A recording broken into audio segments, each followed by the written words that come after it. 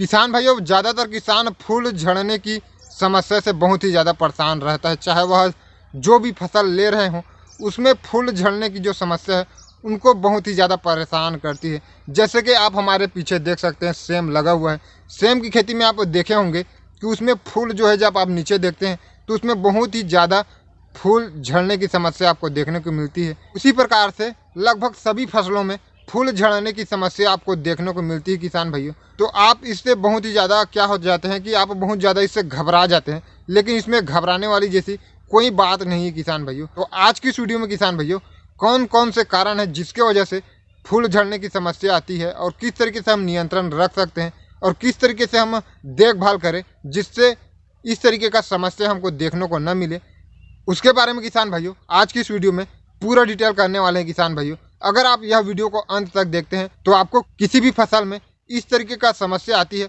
तो आप आसानी के साथ उसका नियंत्रण कर सकेंगे और आपको किसी भी तरीके से कोई दिक्कत आगे चलकर नहीं होने वाली है।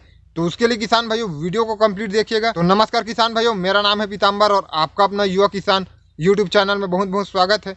और अगर आप इस चैनल पर नए हैं तो नीचे दिए लाल बटन पर क्लिक कर चैनल को सब्सक्राइब करने के साथ साथ नोटिफिकेशन बेल को दबाकर ऑल पर भी क्लिक कर ले किसान भाइयों। सब्सक्राइब करना जितना जरूरी किसान भाइयों, उतना ही जरूरी नोटिफिकेशन बेल को दबाकर ऑल पर क्लिक करना है किसान भाइयों।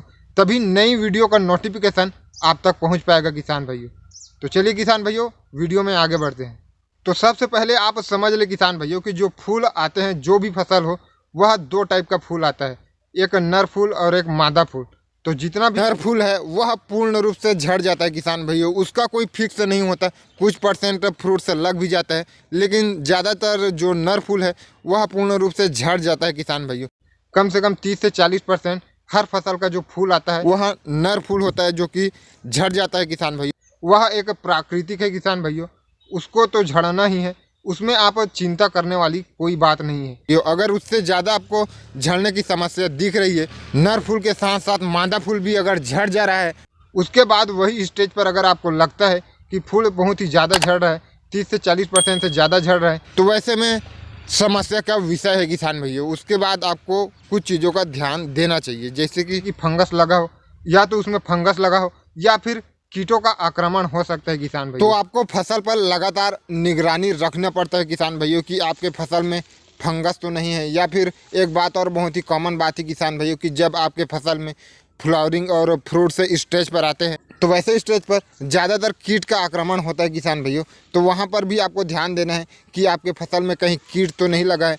वैसे में आपको सही देख रेख करना है किसान भाइयों। अगर आपके फसल में कीट लगा है तो आप फसल के हिसाब से कीटनाशक का स्प्रे करें और साथ में एक फंगीसाइड का स्प्रे ज़रूर ले। अगर आपको लगे कि साथ में कुछ फंगस भी लगा हुआ है, तो वैसे स्टेज पर आपको फसल के हिसाब से कीटनाशक और एक बढ़िया सा फंगीसाइड आपको स्प्रे करना है किसान भाइयों, जिससे कि जो अपना फसल में जो भी फंगस हो या फिर जो कीट लगा हो वह अच्छी तरीके से नियंत्रण हो पाए। उसमें भी फिर फूल झड़ने की समस्या कम हो जाती है किसान भैया। अगला जो कारण है किसान भैया, उसमें जो न्यूट्रिएंट्स है उसकी कमी भी हो सकता है। फसल में 17 पोषक तत्वों की आवश्यकता होती है किसान भैया। तो वैसे में उसमें से कोई भी एक तत्व की कमी की वजह से भी फूल झड़ने की समस्या देखने को मिलती है। मैं आपको अपना जो न्यूट्रिएंट्स है उसका शेड्यूल देखना होगा किसान भैया। उसके हिसाब से अब NPK या फिर माइक्रोन्यूट्रिएंट्स, मल्टी माइक्रोन्यूट्रिएंट्स स्प्रे आप दे सकते हैं किसान भैया। एक कारण वह भी हो सकता है, फसल में फूल का झड़ने का एक कारण यह हो सकता है कि उसमें आप पानी बहुत ही ज़्यादा मात्रा में दे देते हैं, या फिर उसमें बहुत ही ज़्यादा सूखापन हो जाता है, बहुत लेट कर देते हैं आप सिंचाई करने में। तो वैसे परिस्थिति में भी फूल झड़ने की समस्या आपको देखने को मिलती है किसान भाइयों।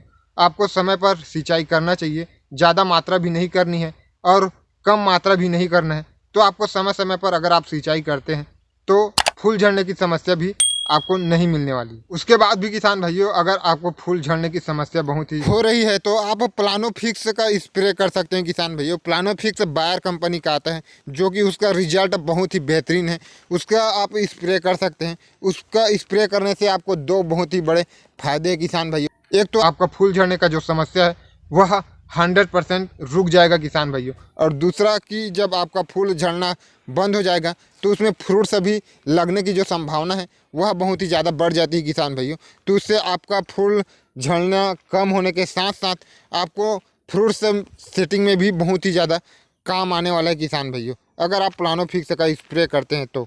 अगर आप उन बताए गई चीज़ अगर सही है, अगर आपने सही माइक्रोन्यूट्रिएंट्स, न्यूट्रिएंट्स और सही समय पर सिंचाई की है, फंगीसाइड और कीटनाशक का अगर आप स्प्रे किए हैं, उसके बाद अगर आप प्लानोफिक्स का स्प्रे करते हैं तो उसका आपको जो रिजल्ट है वह बहुत ही बेहतरीन मिलने वाला है किसान भाइयों।